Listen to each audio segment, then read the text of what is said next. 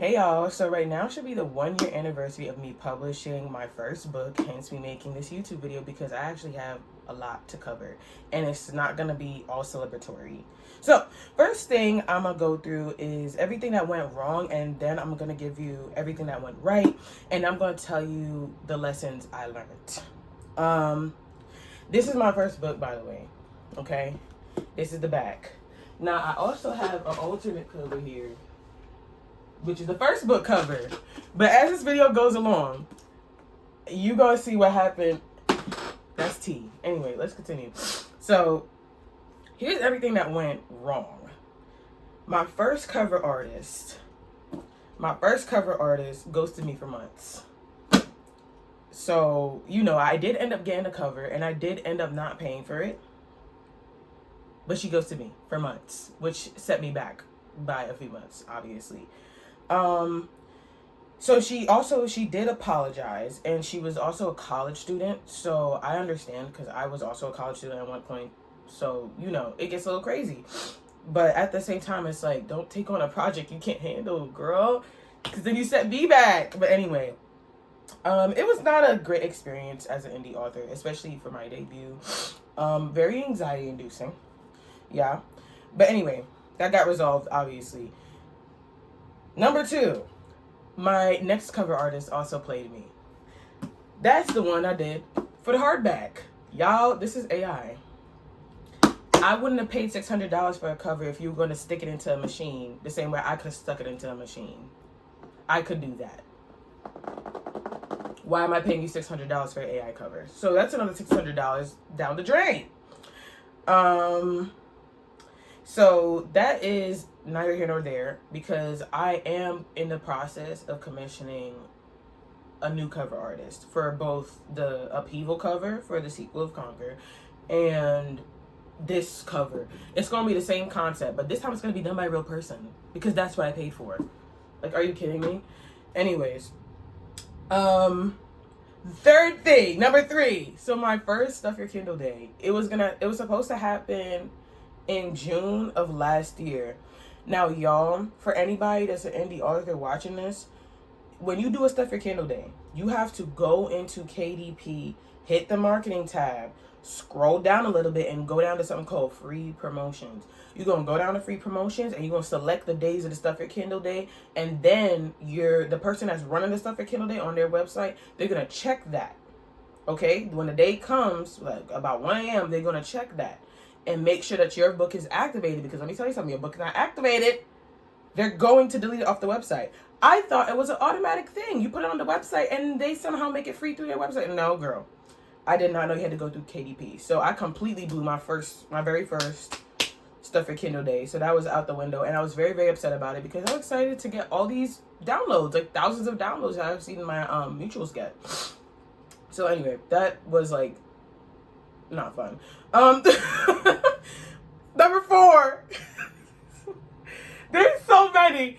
Okay, number 4. I lowballed my book in terms of pricing and the amount of stock I bought. So,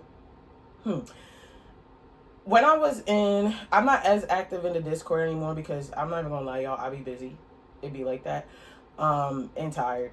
But that's besides the point. But I had a lot of my mutuals tell me that I was lowballing my book. Like, I think I priced my book box I priced my paperback book when I debuted for like $20, I think, on TikTok Shop. And everybody was like, $20? And I was like, yeah, I don't want to like take people money, you know what I'm saying? And they were like, no, girl, you get about 25, 30, 7 to 30, 6 to 40. I'm talking about that 50 pricing. But yeah, so I did lowball myself because I thought about it after the fact, and I was looking at how everybody else was selling their book for like $30. I was like, why did I do that to myself? Do you not think you're worth the money? I think you're worth it, because you're worth it. But yeah, so that was the next mistake I made. Number 5. For my second book, both potential sources for my covers played me. Yes. So now we're getting into more current events for my second book. So the first cover artist I spoke to for my second book, on Fiverr, you get like a set of days, right? It's like 5 to 7 days your book will be done. Your book cover will be done. I bet. But I knew I had time to spare. Number one. Number two, I work. Work. Like, I gotta go to work. I'm at work. So I cannot respond to you back to Bigly Black. Like, it's gonna take me 100 minutes to respond. Y'all, I look at my phone messages on Fiverr after going back and forth with her, which, mind you, she was sending me stock images that look nothing like what I sent her. I sent you specific images of what I wanted each character to look like in their aesthetic, and you still sending me these ugly stock photos I didn't ask you to send. Why are you sending me that? Does that look? Anyways, that's neither here nor there. But to get back to my original point, what did she say? Oh, she texted me back. She was like, oh, at this rate, with your response rate right now, I don't think I'm going to be able to get your cover done within the 5-day time period. So I would just have to cancel the order then if you can't respond on to something along the lines of that. So to me, I was like, are you threatening me, son? Who? Me? No, girly. I'm paying you for a service. You don't get to threaten me with cancellation. No, thank you. And it's like, she really could have meant nothing by it, but it's like, be careful with the way you word things, because that sounds crazy. Oh, I'm going to have to cancel. And I looked at her, I was like, then cancel it. And I looked at her, but through text. But I was like, then cancel it. Bye. Since your schedule's so busy. Indie authors, all authors go to work. A lot of us have a 9 to 5. And if we don't, it's because we got really, really blessed and lucky. But a lot of us still have a job. What are you talking about? Anyway, I'm sorry. That particularly pissed me off. Now, the second cover artist that played me, was I went back to the people that did this one. This time, I was clear. Don't be using no AI on my book. Because if you use an AI, I'm not paying no $600 for you to stick my picture in a machine and for it to draw it for you. That's not what I'm paying for.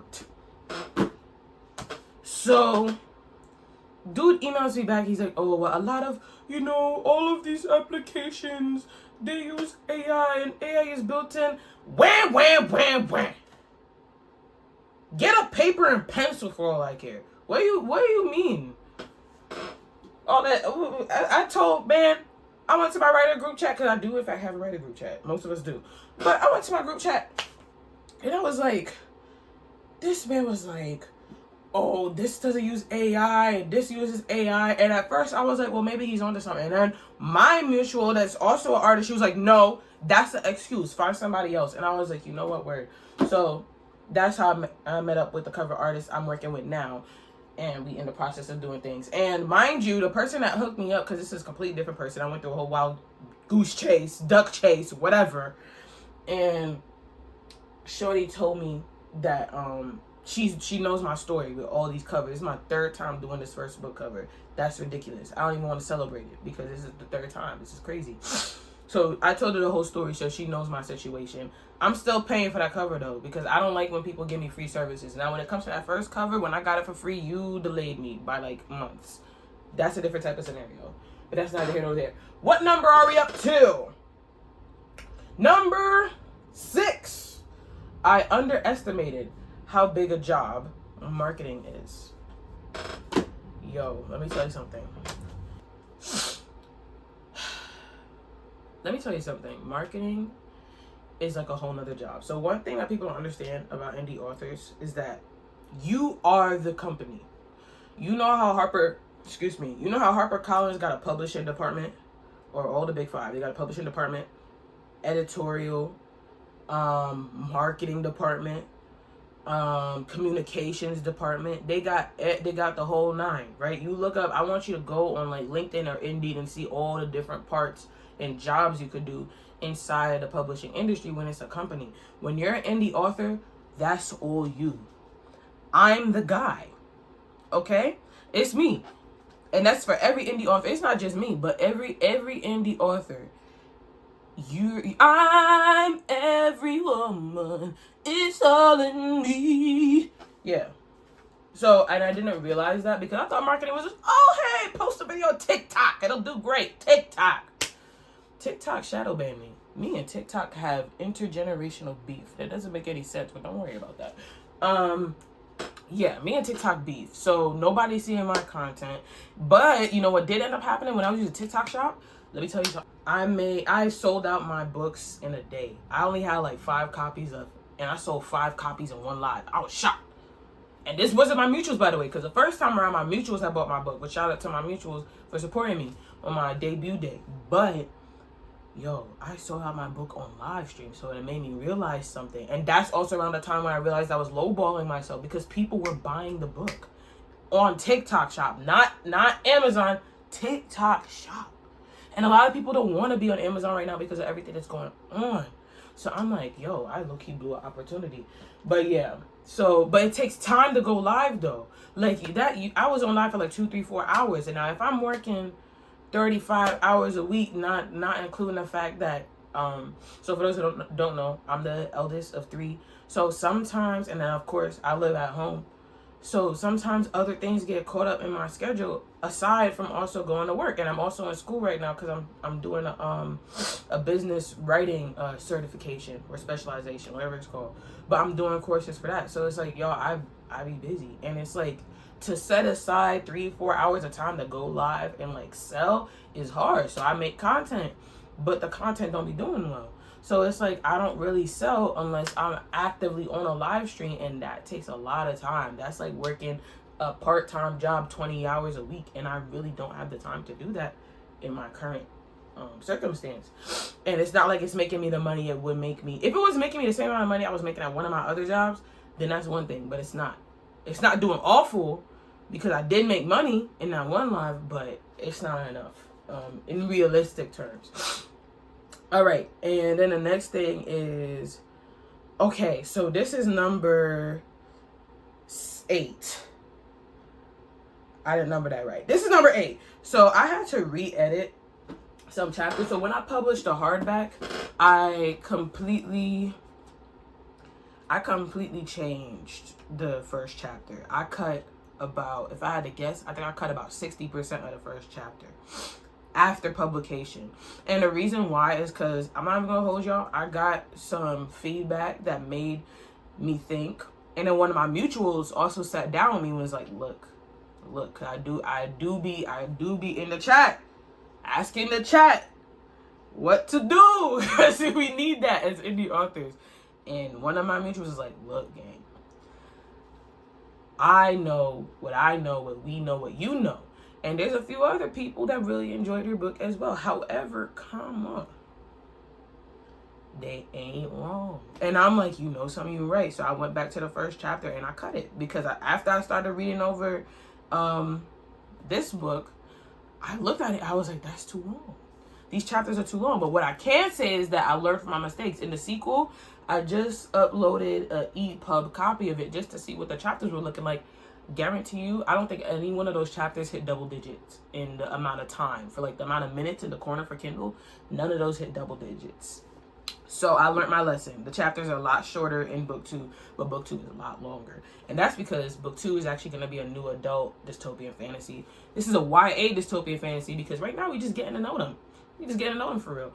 But in book 2, where it's a whole lot of drama. It just gets really crazy, and it's a lot faster paced. But it's also 500 pages. But it's a lot faster paced. So anyway, that's neither here nor there.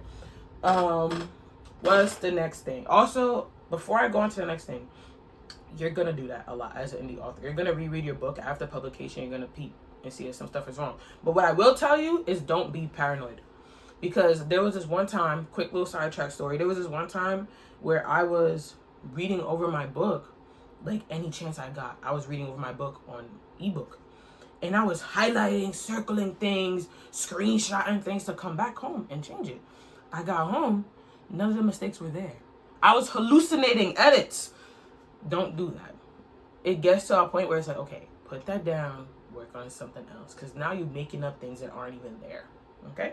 But anyway, and this is the last thing that went wrong. So, TikTok For those who don't know, I used to be popping on TikTok.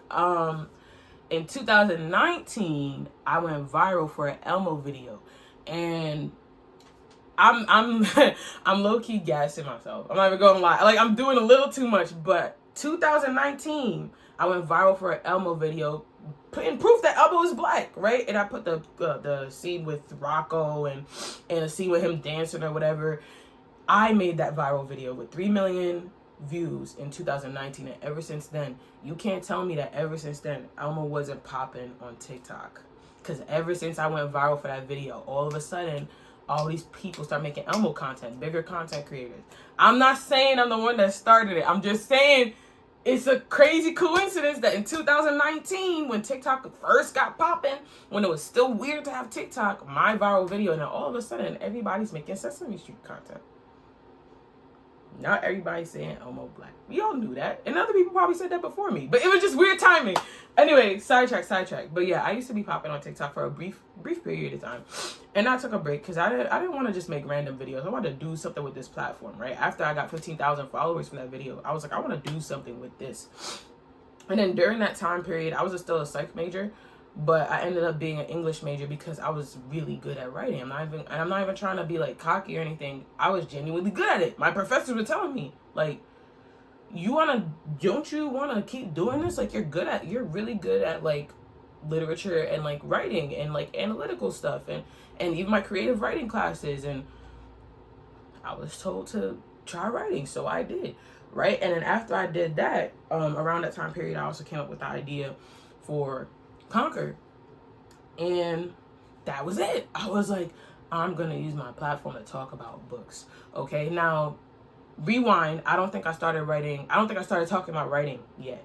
I was still talking about the books on my shelf. Now, at the time, my bookshelf was very much poem colored because I didn't know a lot. But over time, as I learned about the disparities within the publishing industry, I started reading more BIPOC authors, specifically black authors. It was right here.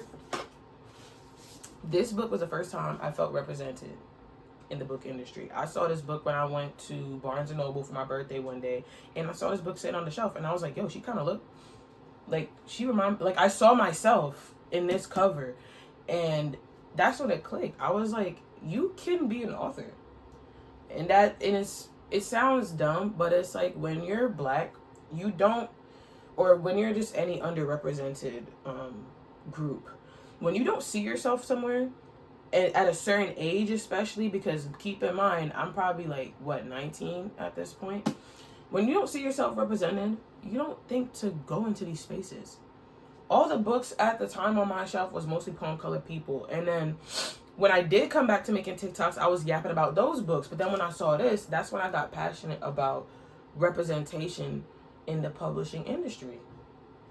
I wanted to see it diversify, and I wasn't just reading black people's books. If y'all look at my shelf, I was reading all kind of people's books. Okay? So, and then I learned about indie publishing, and I started talking about indie publishers, and y'all know how that go. Y'all, if you follow my TikTok, you know what I be saying about indie publishers and how I treat indie authors the same way, not indie publishers, sorry, but I treat indie authors the same way I treat trad authors for that reason. Okay? But that's on my TikTok, and that's not the topic of conversation. But yeah, anyway, long story short, I started writing, and I started writing Conquer, of course, because I was an English major. And then some of the Conquer videos, y'all did pretty well. I'm talking like 2K, 10,000 views.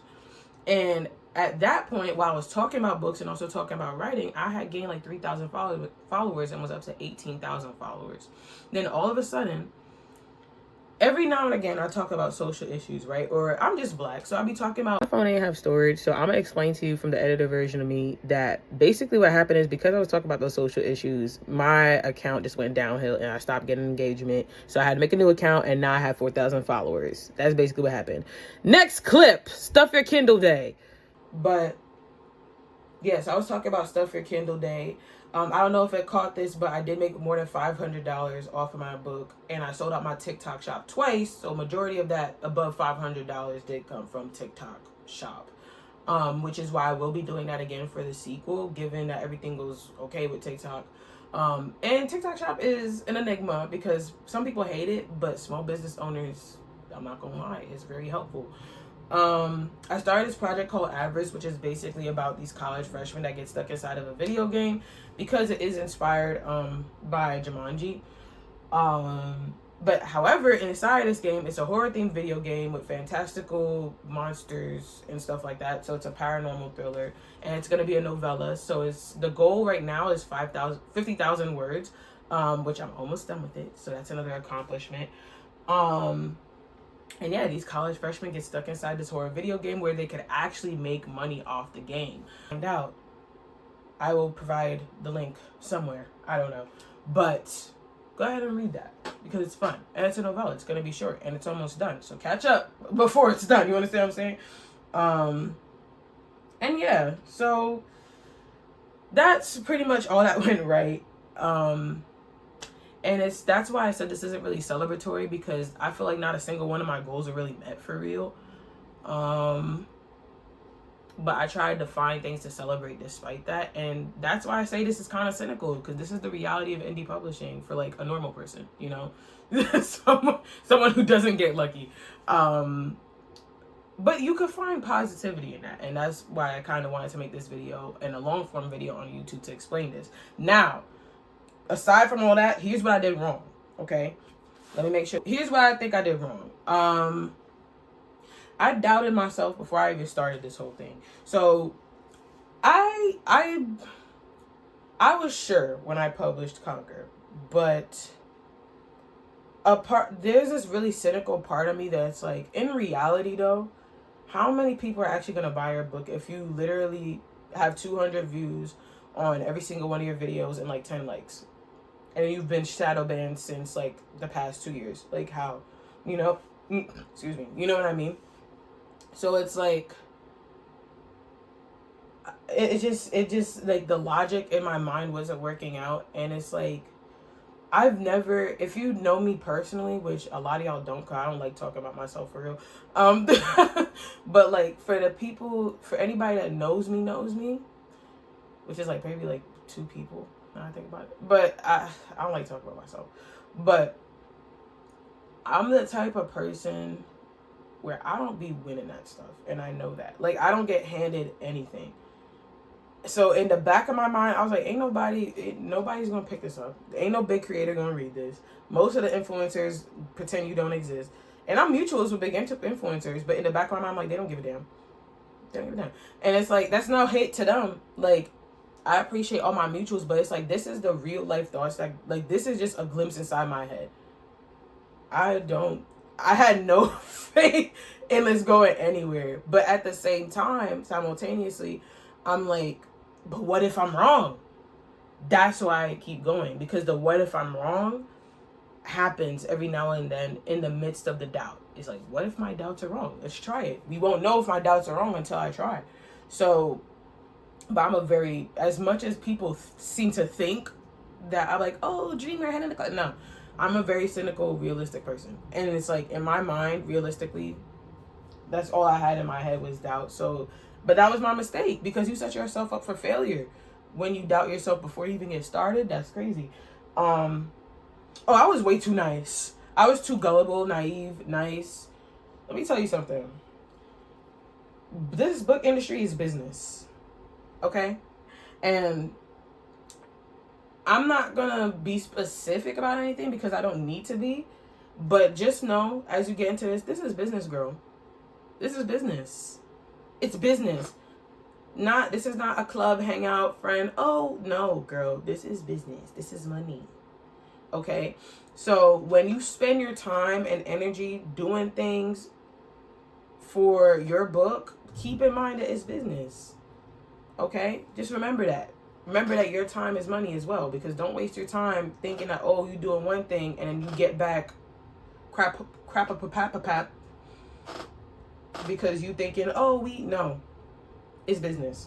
Okay? Now, I'm not saying that's an excuse to be mean to people and not nice to people and not be kind and compassionate. You don't want to lose that, but at the same time, what did I say? It's business. Thank you. And I'm not even gonna hold y'all. I do have some good, like, really, really good friends in the book industry. But it's like I said, just watch yourself. Be wise. Be smart. Oh, I didn't plan properly. So I didn't factor in. So let me tell you something. The timing was kind of bananas because I didn't factor in the fact that I was joining the actual literal workforce for real for the first time when I published Conquer. And I had no idea how draining it could be. First of all, y'all, I work 2 part-time jobs, and that probably amounts to the amount of hours you would do in a full-time job. Okay? But I didn't factor in how much time and just energy, mental energy that takes from you. And it was my first time getting into that. I didn't think about that. I didn't think about how I'm going to feel, how I'm mentally, emotionally going to feel, physically feel. I didn't even give myself a chance to acclimate to that new lifestyle post college, post my undergrad. You know what I mean? So that's the first thing. And then, yeah, I was a part-time cashier for like 4 years, but it's just, I did not factor in that your life is about to change and you're also making a big move on publishing your very first book. That might be a lot, no? Maybe, I don't know, wait a little bit, maybe wait a few months, but I don't know. Oh, I did not lock in. I was so inconsistent with going live. Y'all know on my TikTok people, y'all know I randomly go live. I don't tell nobody when I'm going live. If I got time to go live, I go live because I literally get in where I fit in when it comes to social media stuff. So I gotta be more consistent when going live. I gotta set up a time, same way I treat the jobs with like, not really a 9 to 5 for me, but same way you treat your scheduling with your job, the same way I gotta treat scheduling with marketing and publishing and meetings and all the other stuff. I gotta schedule it the same way if I'm gonna be serious, because my inconsistency is bananas. But it's a little bit different for a writing schedule because creativity is involved. But when it comes to marketing, there has to be some kind of consistency. If I need a break, I need a break. But we gotta be a little more consistent. This is like the biggest mistake. I did not curate my audience.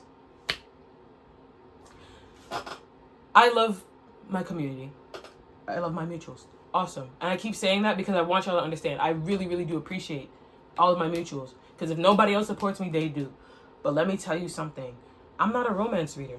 Why are so many of my mutuals and like just my followers and the community in general romance readers?